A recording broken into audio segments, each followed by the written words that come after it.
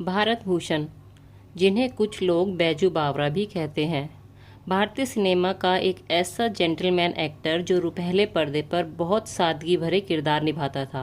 अगर आप भारत भूषण जी की फिल्मोग्राफी पर नज़र डालेंगे तो पाएंगे कि कई फिल्में ऐसी हैं जिनमें भारत भूषण जी के अलावा किसी और कलाकार को इमेजिन करना भी नामुमकिन है। बैजू बावरा, मिर्ज़ा गालिब, कवि कालिदास, बरसात की रात, ये कुछ वो फिल्में हैं जो भारत भूषण जी के उत्कृष्ट अभिनय कौशल का एक बेहतरीन नमूना पेश करती है। भारत भूषण जी का जन्म 14 जून 1920 को उत्तर प्रदेश के मेरठ शहर में हुआ। हालांकि इनका परिवार मूल रूप से यूपी के अलीगढ़ का रहने वाला था। ये जब 2 साल के ही थे तब इनके माता का निधन हो गया था। ऐसे में इनके पिता ने इन्हें और इनके भाइयों को इनके दादा दादी के पास अलीगढ़ भेज दिया।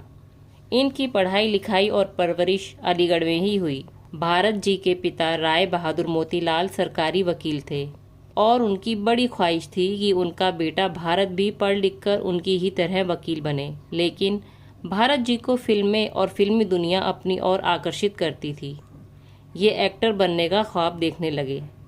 इनके इस ख्वाब से जब इनके पिता राय बहादुर मोतीलाल वाकिफ हुए तो उन्हें बड़ा गुस्सा आया। एक दफ़ा भारत भूषण जी बिना किसी को बताए फिल्म देखने चले गए। घर लौटे तो इनके पिता को पता चल गया कि ये फिल्म देखकर आ रहे हैं। उन्होंने इनकी बहुत पिटाई की। पिता की उस पिटाई से भारत जी इतने खिन्न हुए कि उसके बाद कभी भी अपने पिता से इनका रिश्ता बेहतर ना हो सका। अलीगढ़ के धर्म समाज कॉलेज से ग्रेजुएशन पूरी करने के बाद अभिनेता बनने का अपना सपना पूरा करने के लिए इन्होंने घर छोड़ने का फैसला किया। क्योंकि उस जमाने में कलकत्ता में बहुत सारी फिल्में बनती थी, तो वो एक्टर बनने का ख्वाब आंखों में लिए कलकत्ता पहुंच गए। मगर जब कलकत्ता में इन्हें कोई कामयाबी नहीं मिल पाई तो ये मुंबई आ गए। अक्सर कहा जाता है कि साल 1941 में आई चित्रलेखा इनकी पहली फिल्म थी। ये बात सही तो है, लेकिन पूरी तरह से नहीं। चित्रलेखा भारत भूषण जी की पहली रिलीज्ड फिल्म है, लेकिन चित्रलेखा से काफ़ी पहले ही भारत जी ने भक्त कबीर नाम की एक फिल्म साइन कर ली थी।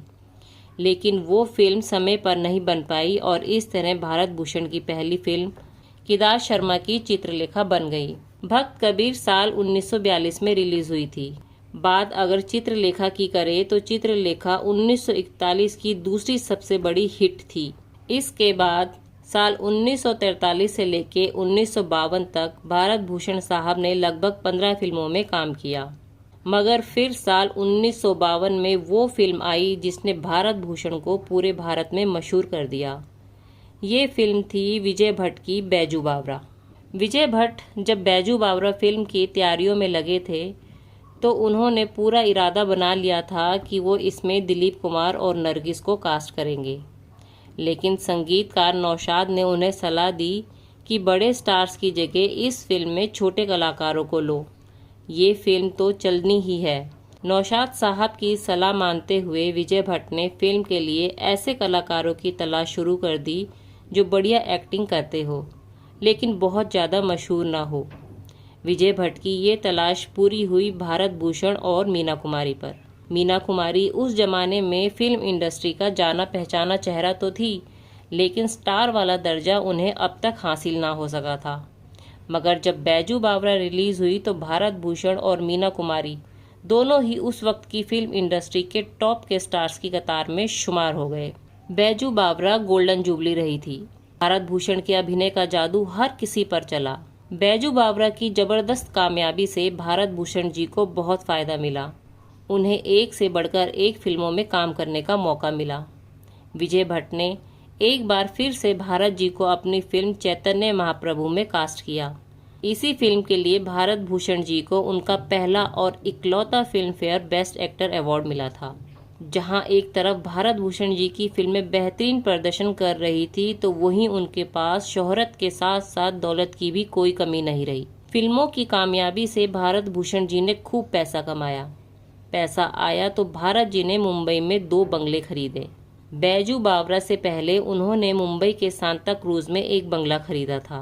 मगर बैजू बावरा की कामयाबी के बाद भारत भूषण ने पाली हिल में एक बंगला खरीदा और उसी में शिफ्ट हो गए। इसी के साथ एक बंगला उन्होंने पुणे में खरीदा था। जहां वो कभी कभी जाते थे। भारत भूषण को अच्छे कपड़े पहनना भी बहुत पसंद था। पाली हिल के उनके बंगले में एक पूरा कमरा सिर्फ कपड़ों से भरा रहता था, वो भी तरह तरह के स्टाइलिश कपड़े। भारत भूषण जी को किताबें पढ़ने का भी बहुत शौक था।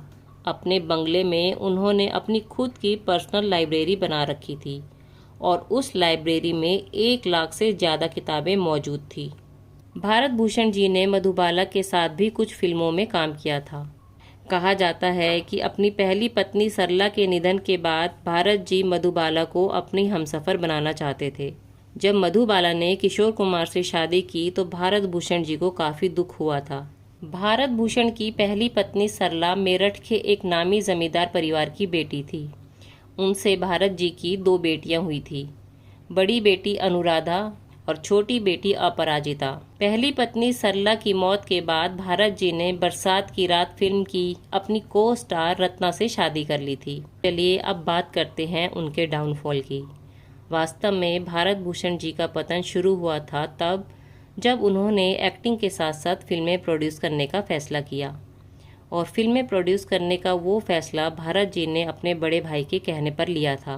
भारत जी ने कई फिल्में प्रोड्यूस की थी और बतौर प्रोड्यूसर वो अपने बड़े भाई का नाम देते थे, यानी पैसा लगता था भारत जी का और नाम होता था उनके बड़े भाई का। इनकी प्रोड्यूस की सिर्फ 2 फिल्में बसंत बहार और बरसात की रात को ही सफलता मिल पाई थी, बाकी सभी फिल्में फ्लॉप रही थी। उन फिल्मों के फ्लॉप होने से भारत जी को बहुत नुकसान उठाना पड़ा था, लेकिन भारत जी के लिए सबसे बड़े घाटे का सौदा साबित हुई साल 1964 में आई दूज का चांद। इस फिल्म से भारत जी को बहुत उम्मीदें थी। भारत जी ने अपनी सारी जमा पूंजी इस फिल्म के प्रोडक्शन में लगा दी थी, यहाँ तक कि फिल्म के लिए बहुत सारा कर्जा भी ले लिया था। लेकिन ये फिल्म बॉक्स ऑफिस पर बुरी तरह फ्लॉप रही। भारत जी को बहुत मोटा घाटा हुआ। फिल्म के लिए जो कर्ज लिया था उसे उतारने के लिए उन्हें अपने 3 बंगले बेचने पड़ गए। उसके साथ जो विदेशी गाड़ियाँ थी वो भी बेचनी पड़ी। और तो और पैसों की तंगी इतनी ज़्यादा हो गई थी कि उन्हें अपनी लाइब्रेरी की किताबें भी रद्दी के भाव बेचनी पड़ गई थी। वो किताबें जिनसे भारत भूषण जी को बहुत लगाव था, जिन्हें वो बहुत दिल से खरीद कर लाए थे, वो जब इस तरह बिकी तो भारत भूषण जी अंदर तक टूट गए। हालांकि बुरे से बुरे हालातों में भी भारत भूषण जी ने कभी किसी के सामने हाथ नहीं फैलाया। जिंदगी की असफलता के बारे में जब भी कोई भारत भूषण जी से पूछता था कि आपको कैसा लगता है, तो वो देवानंद साहब का एक गीत गुनगुना देते थे कि जो मिल गया उसी को मुकद्दर समझ लिया, जो खो गया मैं उसको भुलाता चला गया।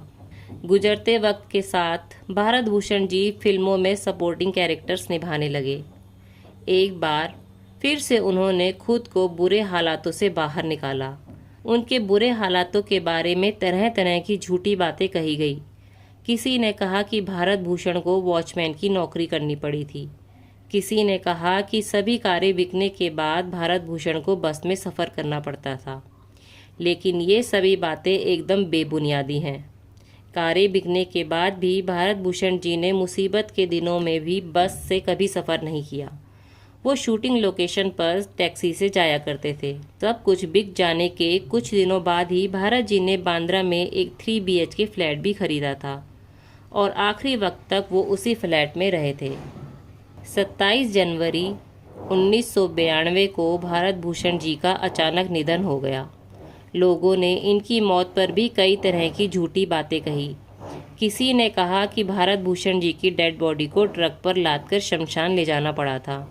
कोई बोला कि भारत भूषण जी एक गुमनाम मौत मरे थे। लेकिन ये सब बातें सरासर झूठ है। भारत भूषण जी के अंतिम संस्कार में फिल्म इंडस्ट्री के कई नामी लोग शरीक हुए थे और उनका अंतिम संस्कार पूरे सम्मान के साथ हुआ था।